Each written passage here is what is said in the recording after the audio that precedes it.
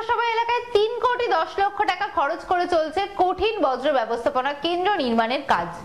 জানা গেছে পুরসভার সব বজ্র এখানে ফেলা হবে এবং তারপর তা পৃথকীকরণ করে সার উৎপন্ন করে বাজারজাত করা হবে। জয়নগর মজিলপুর পৌরসভা এলাকায় 3 কোটি 10 লক্ষ টাকায় কঠিন বজ্র ব্যবস্থাপনা কেন্দ্র নির্মাণের কাজ চলছে।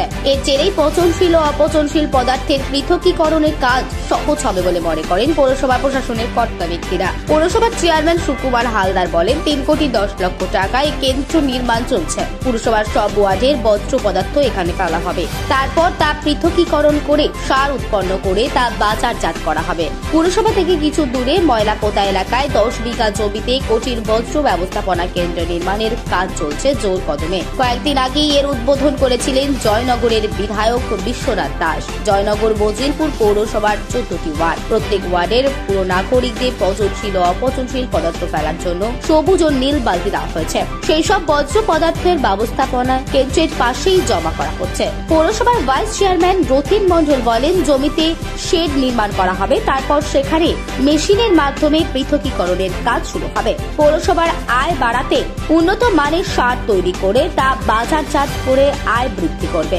প্লাস্টিকগুলি একেবারেই আলাদা। এটা 3 কোটি 10 লাখ টাকা প্রজেক্ট। এটা মিউনিসিপ্যালিটি 10 বিঘে সম্পত্তি, এটা ময়লা পোতা ছিল। এখানে আমাদের যাবতীয় মিউনিসিপ্যালিটি যাবতীয় ময়লা টয়লা এখানে ফেলা হতো।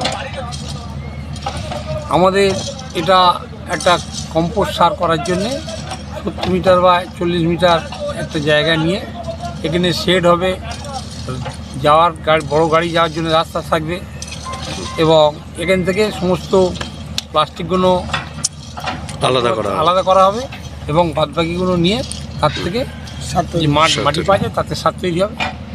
আচ্ছা, আমাদের পৌরসভা তো ছোট্ট পৌরসভা এবং রুরাল পৌরসভা। আমাদের আয় পৌরসভার আয় বলতে খুব কম।